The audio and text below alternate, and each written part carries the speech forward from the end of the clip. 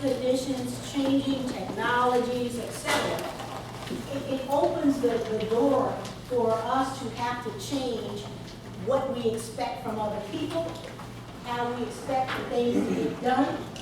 And one way of addressing those type of issues is being willing to give feedback related to performance.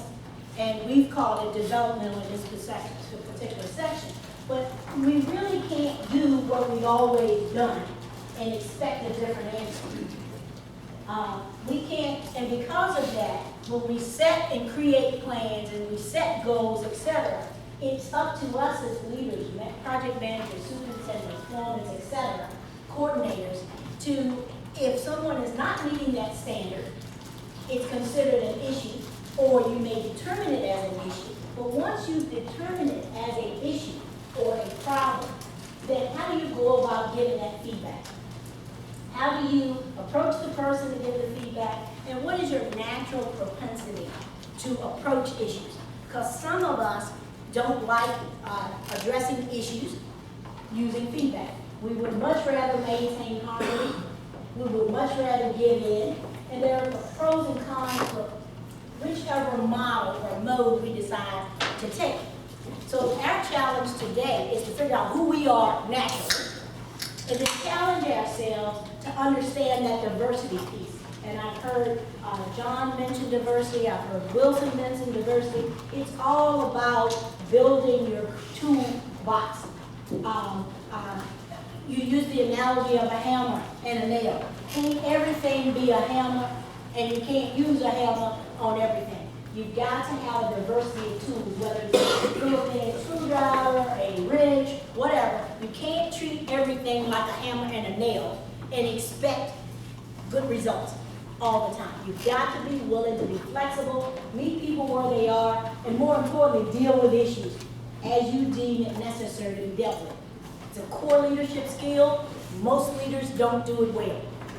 But if you can harness this technique or this particular model, I guarantee you it will change the way you interact and the performance of the results you get from individual people. Make sense? Most of us think of conflict as a negative thing. You usually think of people fighting and yelling and carrying on. And I've used a couple of examples, but I'd like to challenge you also into thinking that conflict is an opportunity. It's an opportunity to get more information so that you can make better decisions to change the situation. Normally for the worst, for the best. It doesn't feel good when you do it, and particularly if you're on the other end of the feedback. But usually when you work your way through it, it's for the best. And it's very difficult to do. It's a very difficult conversation.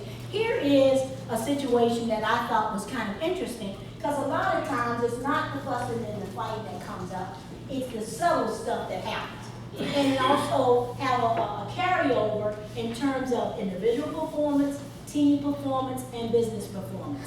So here's a guy who said, man, we're really getting results. He thinks the world is wonderful. Meanwhile, the guy that just left him does not see it that way. So it's almost this idea of being able to understand conflict when people don't agree on a situation, on an issue, staying engaged so that you can explore and get more information, really understand what the drivers are to change the situation for the better. Now, of course, we do that, and it's this idea of the tug of war. You win, I lose. It doesn't have to be like that, is what I'm saying. It's about building your toolbox. This particular guy, Sherrod Miller, actually is a communications expert, and he trained people in this idea of fully telling your story and getting information, because the more information you have, the better you can make a decision, the more informed you are, and you truly understand what's happening. So 90% of conflict is the result of unclear communication. It really is a misunderstanding, because we tell ourselves stories. And so by learning how to address issues, we get the full story. Because unless you can get the full story, you just make up stuff. And it could be right or it could be wrong. So we want to focus on facts and specific incidents.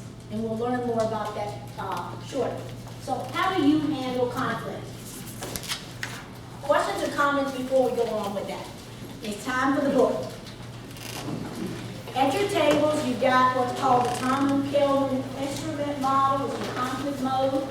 There are 30 questions, and on page number 5, you are instructed to stop. Do not continue. So you've got 30 questions. They are A and B answers, and you answer them without over-analyzing your response. Just answer based on most likely. 30 pairs of statements describing possible behavior responses. So you want to just circle A or B. You begin to feel as though it's kind of tricky. Just stick with it and answer A and B. Don't try to go back and say, well, you know, I answered A on that question last time, so I'm going to answer A again. Try not to let your mind go there. Just honestly and quickly answer A or B to each of the statements. Any questions with the instructions? And stop on page 5. Questions? All right, let's do it.